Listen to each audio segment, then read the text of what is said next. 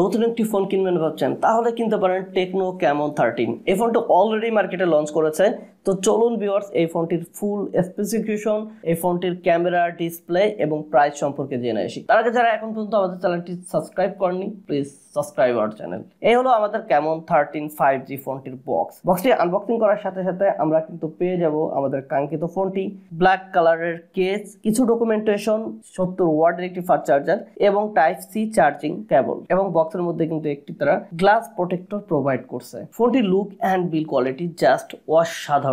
বিশেষ করে ক্যামেরার উপরের রেড কালারের যে আইকনটা রয়েছে এলইডি লাইটের, এটার লুক জাস্ট অসাধারণ, অনেক বেশি প্রিমিয়াম ফিল হচ্ছে। ফোনটির ফ্রন্টে কিন্তু কর্নিং গরিলা গ্লাস 5 এর সাপোর্ট রয়েছে, প্লাস ফোনটির ব্যাকে কিন্তু তারা একটি ভ্যারিয়েন্টে গ্লাস এবং অন্য একটি ভ্যারিয়েন্টে ভিগান লেদার, যেটাকে তারা ইকো লিদার হিসাবে পরিচয় করাচ্ছে, এবং সাইড ফ্রেমে ইউজ করা হয়েছে প্লাস্টিক। বক্স শেপের এই ফোনটির নিচের দিকে পেয়ে যাবেন speaker grill, type C port, primary mic, 3.5mm headphone jack, এবং ফোনটির রাইট সাইডে পেয়ে যাবেন ভলিউম লকার সাথে পাওয়ার বাটন। ফোনটির উপর দিকে রয়েছে air blaster, secondary speaker, noise cancellation mic, এবং ফোনটির লেফট সাইডে তারা কিন্তু সিম কার্ড স্লট প্রোভাইড করেছে, যেখানে দুইটা সিমের পাশাপাশি আপনি এক্সটার্নাল মেমোরি কার্ড ইউজ করতে পারবেন। আমার কাছে ফোনটির বিল কোয়ালিটি যথেষ্ট সুন্দর এবং যথেষ্ট প্রিমিয়াম লেগেছে। ফোনটিতে তারা in screen display fingerprint use করেছে, যথেষ্ট ভালো কাজ করে, প্রতিবার ঠিকঠাক ভাবে রেসপন্স করছিল। ফোনটির ডিসপ্লে তিনটা কালার ভেরিয়েন্টে এই ফোনটি পাওয়া যাচ্ছে।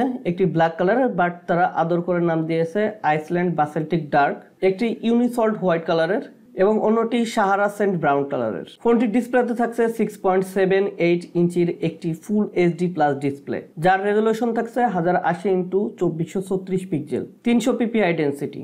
এই ডিসপ্লেতে রয়েছে 20:9 রেশিও, 451 ppi ডেনসিটি এবং 1400 nit brightness, 120 hertz refresh rate. ফোনটির ডিসপ্লে ব্রাইটনেস যথেষ্ট ভালোভাবে কাজ করে। আমরা এটা শ্যাডো এরিয়াতে এবং ডিরেক্ট সানলাইটেও দেখেছি, যথেষ্ট সুন্দর কাজ করে। এই ফোনটির ডিসপ্লে আমার কাছে যথেষ্ট ভালো। এই ফোনটির রিয়ার প্যানেলে ডুয়েল ক্যামেরা সেটআপ ইউজ করা হয়েছে। 50 মেগাপিক্সেলের একটি ওয়াইড অ্যাঙ্গেল ক্যামেরা তারা প্রাইমারি ক্যামেরা হিসেবে ব্যবহার করেছে, যার অ্যাপারচার রয়েছে 1.88 এবং অন্যটি 2 মেগাপিক্সেলের একটি ডেপথ সেন্সর ক্যামেরা। অসাধারণ ক্যামেরা সেটআপ তারা প্রোভাইড করেছে।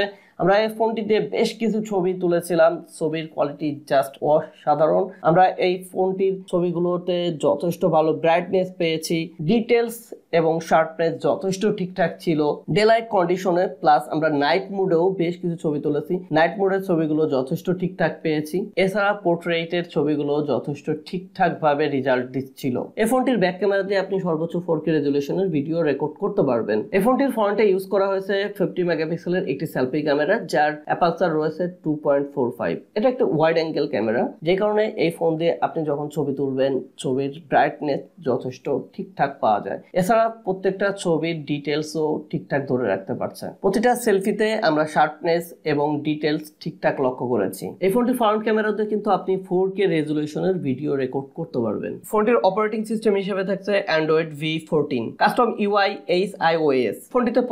এই ফোনটির প্রসেসরে ইউজ করা হয়েছে মিডিয়াটেক Clio G99। এটি একটি অক্টাকোরের প্রসেসর। এই প্রসেসরের ফেব্রিকেশন থাকছে 6 মিলিমিটারের এবং এর গ্রাফিক্সে থাকছে Mali G70 MC2।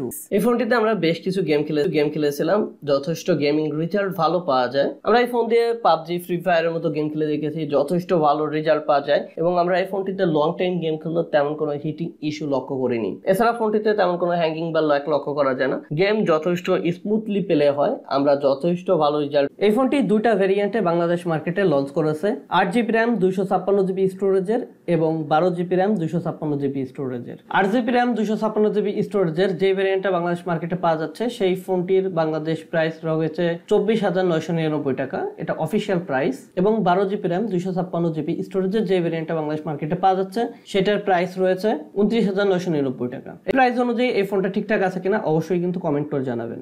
ফোনটিকে charging support দেওয়ার জন্য রয়েছে 5000 mAh এর লিথিয়াম পলিমার নন রিমুভেবল একটি ব্যাটারি, যেটাকে চার্জ দেওয়ার জন্য তারা বক্সের মধ্যেই 70 ওয়াটের একটি ফাস্ট চার্জার প্রোভাইড করছে। এই ফোনটিকে ফুল চার্জ দিতে আপনার সময় লাগবে 40 থেকে 45 মিনিটের মতো। এই প্রাইস অনুযায়ী এই ফোনটি আপনাদের কাছে কেমন লেগেছে অবশ্যই কমেন্ট করে জানাবেন। আশা করি ভালো থাকবেন। ধন্যবাদ সবাইকে।